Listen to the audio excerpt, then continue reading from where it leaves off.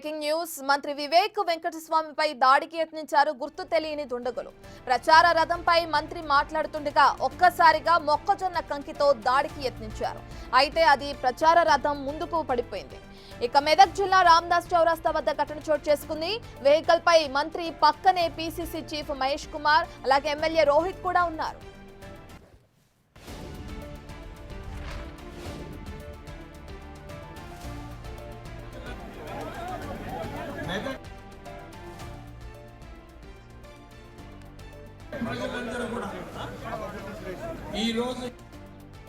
Right, ఇక మంత్రి వివేక్ వెంకటస్వామిపై దాడికి యత్నించారు కొంతమంది దుండగులు. మొక్కజొన్న కంకితో తనపై దాడి చేయడానికి ప్రయత్నించారు. దానికి సంబంధించిన విజువల్స్ మన బిగ్ టీవీ స్క్రీన్ పైన సెకండ్ బాక్స్ లో చూస్తున్నాం.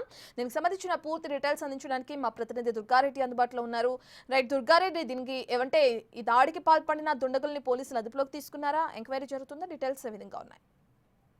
రాధిక, మనం చూడవచ్చు. ఇప్పుడు మంత్రి మెదక్కు వచ్చిన వివేక వెంకటస్వామి వచ్చిన తర్వాత చైతన్య రథం ఆయన ప్రసంగిస్తున్న సమయంలో మాత్రం గుర్తు తెలియని ఒక దుండగుడు ఆ మొక్కజొన్న కంకి అతనిపై విసిరేశాడు. ఆ తర్వాత కూడా అది చైతన్య రథం దగ్గర నుండి, అంటే మంత్రి ముందు నుంచి అది కింద పడిపోయింది. ఆ పక్కనే పిసిసి మహేష్ కుమార్, ఆ తర్వాత ఎమ్మెల్యే రోహిత్, జిల్లా అధ్యక్షుడు ఆంజనేయులు గౌడ్, రాజిరెడ్డి, వీళ్ళంతా కూడా చైతన్య రథంలో ఉన్నారు. అంటే చాలా మంది అక్కడ ర్యాలీగా వచ్చిన వాళ్ళంతా కూడా చాలా మంది రామదాస్ చౌరస్కు వచ్చే వరకు కూడా చాలా మంది అక్కడికి రావడం జరిగింది. అందులో నుంచి అంటే చీకటి సమయంలో కొంత బయట నుంచి చాలా మంది గుమ్ముకూడి ఉన్నారు కనుక ఆ విసిరేసిన వ్యక్తిని పోలీసులు గుర్తించలేకపోయారు. కొంతమంది మాత్రం అక్కడ ఉన్న వాళ్ళంతా కూడా ఆ ఎక్కడి నుండి వచ్చింది ఏందని చెప్పి కొంత అక్కడ వెంట తిరిగే వరకు అక్కడ పోలీసులు, ఆ తర్వాత కూడా ఒకరిపై ఒకరు పడే సమయం ఉంది కనుక ఓకే పట్టాలని చెప్పి అక్కడ ఉన్న మంత్రి కూడా తాను ఒక మైక్ పట్టుకొని చెప్పడం జరిగింది. అంటే ఎవరు చేస్తున్నారు ఏంటి అని కూడా కొంత జరిగే సమయంలోనే ఇదంతా జరిగిందని చెప్పవచ్చు. అది ఇక్కడ మనం చూస్తే అంటే ఇక్కడ మంత్రి మెదక్ సమావేశానికి వచ్చిన సమయంలో కావచ్చు, సభ జరుగుతున్న సమయంలో కావచ్చు, పోలీసులు మాత్రం ఆ సభ చైతన్య రథం చుట్టూ ఒక 50-100 గజాల దూరంలో మాత్రము